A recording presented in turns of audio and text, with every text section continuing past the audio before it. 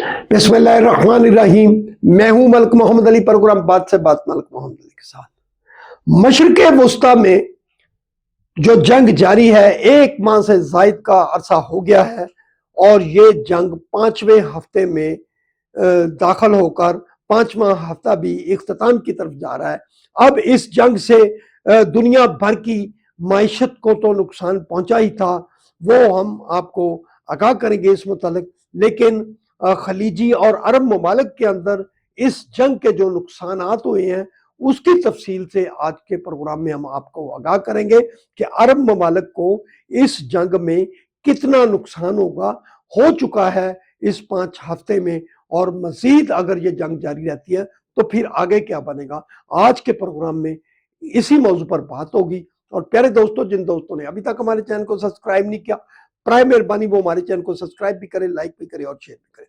مشرق وسطیٰ میں جو جنگ جاری ہے، ایران پر جو حملہ ہوا امریکہ اور اسرائیل کی طرف، اور پھر متبادل جو ایران تھا اس نے عرب ممالک اور خلیجی ممالک کے اندر جو امریکی اڈے تھے ان پر حملے کیے اور امریکی اڈوں کو نقصان پہنچایا۔ اسی طرح بالخصوص دبئی اور دیگر جو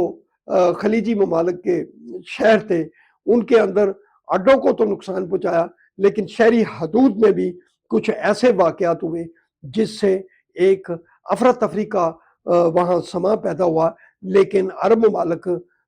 نے بڑی بھرپور جو تھی اپنے معاملات کو اپنی حدود کے اندر رکھتے ہوئے ایرانی حملوں کو پسپا بھی کیا، لیکن کوئی اکا دکا اگر کوئی ایسے واقعات ہوئے تو اس کے اندر جو نقصانات بھی ہوئے، لیکن عرب ممالک نے، خلیجی ممالک نے ایک بات کو بہت اہمیت دی کہ انہوں نے متبادل ایران پر ایسا کوئی حملہ یا جوابی وار نہیں کیا، بلکہ تحمل کا مظاہرہ کرتے رہے۔ لیکن ہم سمجھتے ہیں کہ ایران کو بھی کچھ ایسی چیزوں کا عرب ممالک کے اندر اس بات کا خیال رکھنا چاہیے جو کہ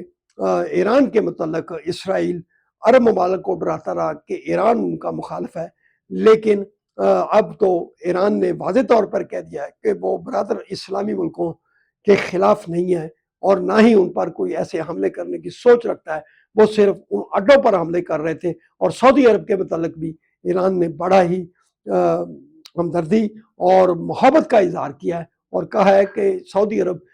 بہترین اسلامی ملک ہے۔ بہرحال اب اس جنگ کے جو اثرات تھے وہ 5 ہفتے میں جو اب تک کے نقصانات سامنے آئے ہیں، ایک جائزہ رپورٹ کے مطابق خلیجی اور عرب ممالک کو اس مشرق وسطیٰ میں جاری جنگ کے نتیجہ میں 186 ارب ڈالر کا نقصان ہو رہا ہے اور روزانہ کی بنیاد پر نقصان ہو رہا ہے۔ بہرحال ہم سمجھتے ہیں کہ جو اسلامی ممالک ہیں انہیں اس بارے میں غور کرنا چاہیے، اور ایران اور اسلامی ممالک کے اندر اس قسم کی جو معاملات ہیں وہ نہیں ہونے چاہیے، اور تاکہ اسلامی ممالک کا ان کا جو ایک خطہ ہے، جو بلاک ہے، وہ معاشی طور پر کمزور نہ ہو۔ کہیں ایسا تو نہیں کہ جو مسلمان دشمن ملک ہے اسرائیل، وہ ان خلیجی ممالک اور عرب ممالک کی معیشت کو تباہ کرنے کے لیے اس جنگ کا تماشا لگایا۔ سلام پاکستان، سلام اوورسیز، اللہ حافظ۔